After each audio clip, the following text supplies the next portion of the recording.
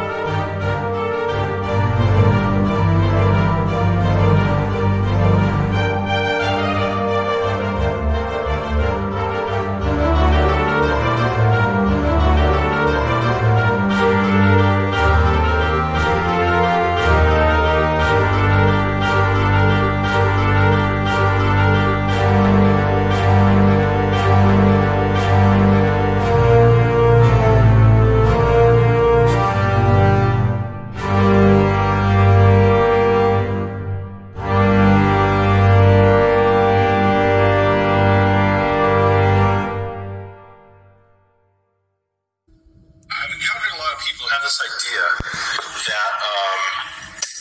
that originally Hebrew didn't have vowels, and I've even talked to people who say, "Well, we read the ancient Hebrew; there is no vowels," and I'm like, "Okay, well, I'm pretty sure every spoken language has vowels in it."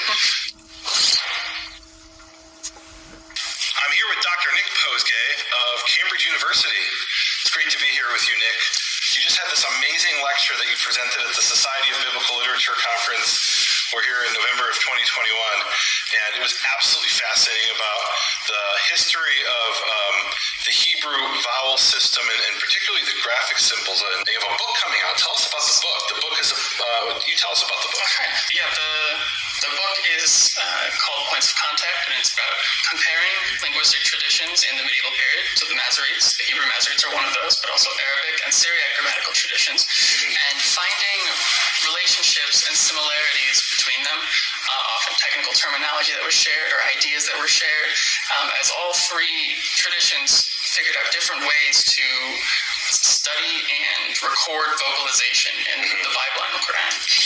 You had this great example in your lecture where you took Saadia Gaon, who was a 10th century rabbinical leader, and in his discussion of the Hebrew vowels, he uses terms from an Arabic grammar of talking about vowels, and you suggested he probably actually read that grammar. Yeah. So tell us a little bit about that. Well, it's hard to know for sure exactly what people read and what they used to sort of educate themselves and to grow up in a medieval system of education. Now, in Saadia's time, he was born in the late 9th century in Egypt. Formal education, a lot of it took place in Arabic, so the Arabic pedagogy. And Saadia probably grew up speaking Arabic and was well-versed in classical Arabic, and we can kind of tell this because he translated the Pentateuch, and he translated it from Hebrew into Arabic, and his Arabic is very good, and it's very similar to classical Arabic. So, and in fact, the Christians in the Middle East, if I'm not mistaken, use Saadia's, who was a Jew, they use his Arabic translation of the Old Testament of the Tanakh to this very day. Some do, yeah, which is incredible. That's very good. So apparently he was an expert at Arabic, which he spoke fluently, and he's using Arabic terms to describe Hebrew vowels. And so your book is looking at the Hebrew vowel system, the Arabic vowel system, and the Syriac vowel system.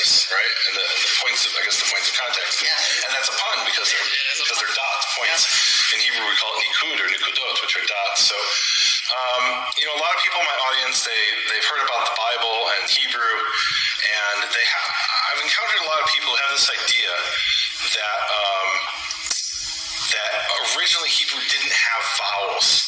And I've even talked to people who say, well, we read the ancient Hebrew, there is no vowels. And I'm like, okay, well, I'm pretty sure every spoken language has vowels in it. You're coming at this as an academic who studied these different cultures and different languages, and really you're a linguist, would that be fair to say? Historian. Okay. It's okay, so talk to me about what did Hebrew have before the vowels were written down? Hebrew, before the vowels were written down, is more or less Hebrew that we know, biblical Hebrew, that once the vowels are written down, is recording essentially the Hebrew that was spoken before. So when we say that there were no vowels, when people say that, they really mean that there were no vowel points, because those weren't invented until the medieval period. And the consonants of the Bible were written 1,000 years before that. Well, let's start with this term that you threw out, Masoretes. Who were the Masoretes? Well, the Masoretes were a group or several groups of scholars in the medieval period, mostly between the 8th and 10th and into the 11th centuries, who sat down and figured out how to record the spoken tradition of biblical Hebrew, how they were pronouncing biblical Hebrew when they read it in synagogue. Because before that time, there were no dots. So you would see the consonantal text, but you would read the vocalization from memory, because presumably the person reading would know the text.